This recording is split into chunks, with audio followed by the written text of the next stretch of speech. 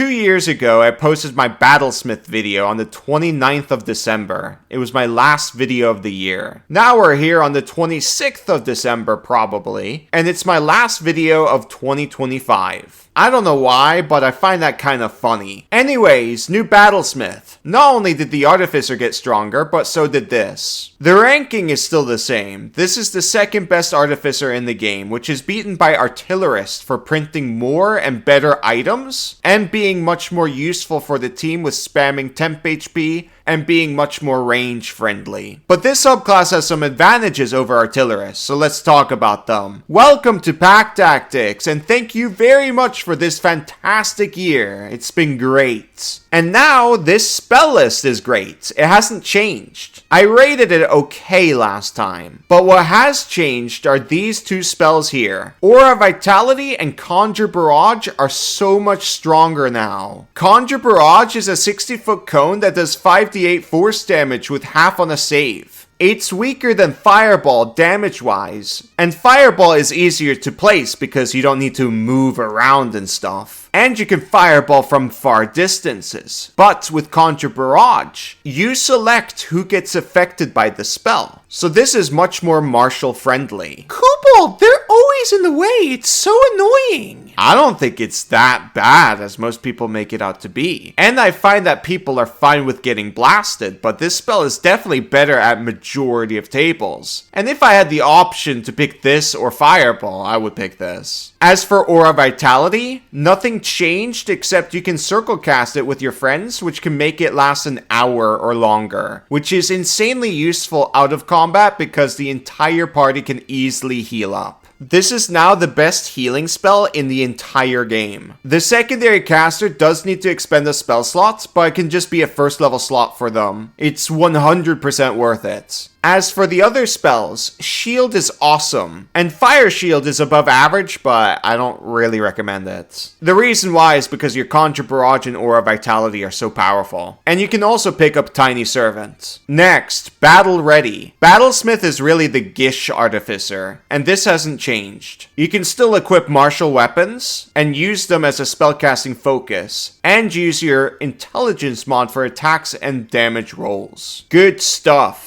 Next, the Steel Defender. The rules are basically the same as old, and you can still flavor it into a doggy or something cooler. Kobold, I like the go-kart the most. Me too. That's the fun one if your DM allows it. The Defender is a very powerful early mount, by the way, but you need to be small sized for that. The Defender is a medium-sized creature. Here are the real changes though. They improved their AC, but decreased the HP, which is overall a buff. The Vigilant feature is now replaced with Steel Bond, which makes it better at making saves. I have a feeling a lot of people are gonna forget about that, but anyways. They also get to do more damage. To give you the DPR with 20 intelligence, it's going to be 7.7. The damage is good when you get it, it's good at survivability, and getting the Defender back is pretty cheap. It will struggle around mid-tier 2 fights, but it will always be useful no matter what. Mount or not, this is a fantastic feature, and it doesn't go away after an hour like the cannons. But I don't really think they have that much of an advantage over the cannons due to how bad first level Artificer spells are. But it can in theory eat up too many shield slots, but I highly doubt that because dungeons have many encounters, and the dungeon itself is usually like about an hour long. And if you just have 2 encounter days that are spread out from each other, this Steel Defender is not giving you much of an advantage. The cannons can also give everyone temp HP at the end of every single fight. That's 8 plus your intelligence because you can spam it. So with 4 people, that's a total of 52 temp HP, assuming you max out your intelligence. Well, whatever. The Defender is obviously easier to deal with. You treat it like a pet. Also, it doesn't need to be a dog or a go-kart or anything like that. It can be like a robot person. You can flavor it to whatever you want. Now for tools of the trade. This is really important for the new Artificer. You get proficiency with Smith's tools, and crafting magic weapons takes half the time. If you craft with a friend, that time is halved again. So if you want to create a Weapon of Warning, which is the absolute best option right away at level 3, all you need to do is pay 200 gold for raw materials and spend 2.5 days creating it if you have a friend helping. After you've crafted a Weapon of Warning, it doesn't really matter who gets it. You should move on to creating Enspelled Weapons, which can have a Conjuration, Divination, Evocation, Necromancy, or Transmutation spell in it. You need to know the spell though before creating it. And you can only place one spell. You can't change it once it's put in. Once you've created this item, you'll have 6 charges of that spell, which recharge daily. The bad thing is you have a set DC and attack bonus, which really sucks. And these weapons require attunement as well. Another problem you have, this is a good problem, to be honest. If you're successful in crafting Enspelled weapons, like multiple of them, you'll run out of things to craft really quickly through your feature. Unlike the Artillerist, Alchemist, or Cartographer. Artillerist will always print Wands of Magic Missile, for example, because they don't require attunement. They're always going to be useful. But anyways, if you end up in that scenario, then you should craft other things that are not weapons, like scribing scrolls, or creating wondrous items, like creating bags of holdings for bag of holding bombings. Your defender is really good at setting off those bombs. Remember, you have like 5 tool proficiencies, 4 tool proficiencies. I don't know how many you have. You have tons. So you can basically do whatever you want. It'll be slower, but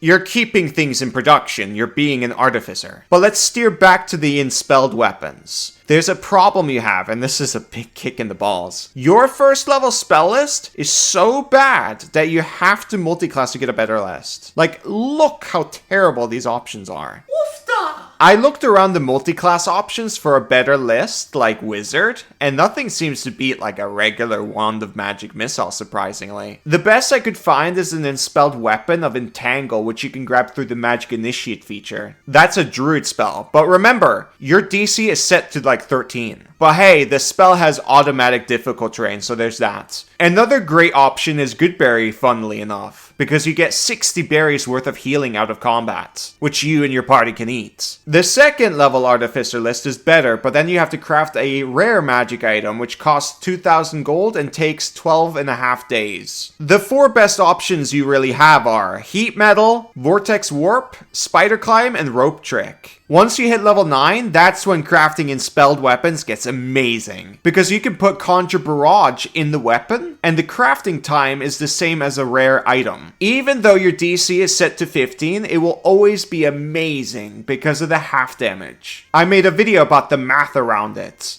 Do not underestimate half damage. It's so powerful. But yeah, Battlesmith crafting has it pretty rough compared to the other subclasses. But hey, you have more options than an Artillerist, I suppose. And really, this is still an S tier feature, so don't worry about it. By the way, this video is sponsored by Only Crits, which has over 100 different dice sets in their store, ranging from resin, metal, sharp edge, hollow, and even weird dice that have water in them. It makes the eyeball move around. Fancy. If you're a power gamer, I recommend the cheese dice for funny memes. Everyone will get a good laugh. It's optimal to be funny. I personally recommend the Dragon Eye multiple dice set because you get 6 set of dice instead of 1. And you get a bag of holding. Oh, guys! For something truly random, you can sign up for a mystery dice set subscription. Everybody likes random.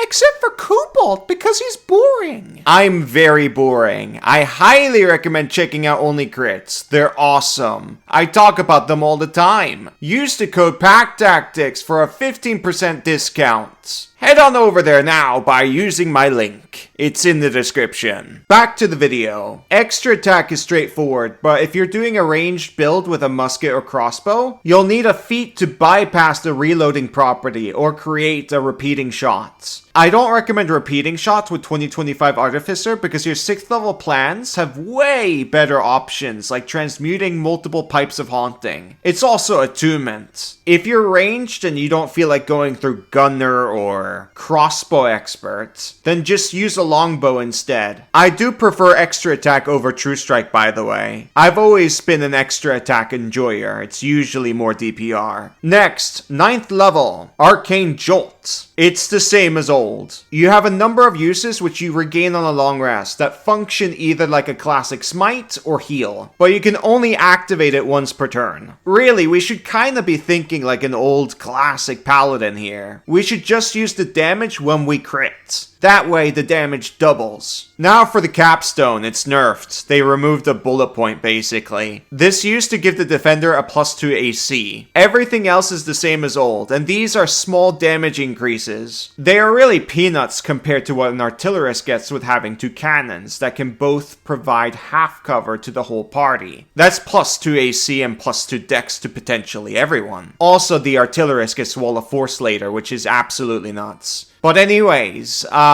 it's okay. It's a damage increase, but not really capstone appropriate. In the past, I recommended just going Battlesmith 6 or 9, and then multiclassing out into something else. But due to how strong this Artificer is with Conjure Barrage, I am absolutely certain that going straight Artificer is just so much better, because you get the spell storing item at level 11. That's 10 more charges of Conjure Barrage. At level 10, you can transmute elemental gems and pick up a Broom of Flying. And finally, at level 14, you can pick up a Cube of Force. And of course, transmute multiple of that. The power really ramps up like crazy as soon as you hit level 9 because of the subclass spells you get. And the same applies to the Artillerist. But screw the Artillerist, the Battlesmith has a fun go-kart you can drive around. End of video and Happy New Year. Thank you very much for this fantastic year. It's been a heck of an adventure. Yeah, from the bottom of our hearts, we love you guys. Thank you so much for watching our videos. You guys have no idea how much it means to me. This year's been the toughest one so far, and it looks like next year is gonna be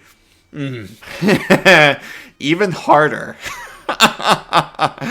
We barely have any sponsors left. So if you like this channel, we hope to earn your support on Patreon or YouTube membership. For those who are already doing that, you guys are angels. By the way, I'm fine with getting a part-time job if I have to, but obviously I want to put all my work time into the channel. D&D is more important than real life. We gotta convert everyone into the dragon cult. Yeah! We're the good guys. I have one more exciting announcement to make, but I haven't fully decided to commit to it yet. I'll know for sure in January. I think it's gonna be a ton of fun. But right now, time is my enemy. But anyways, go check out Only Crits and buy some cool dice. That helps us too. And we'll see you guys next year and kick some ass. There's plenty more optimization and power gaming to be done. Bye-bye. Bye-bye.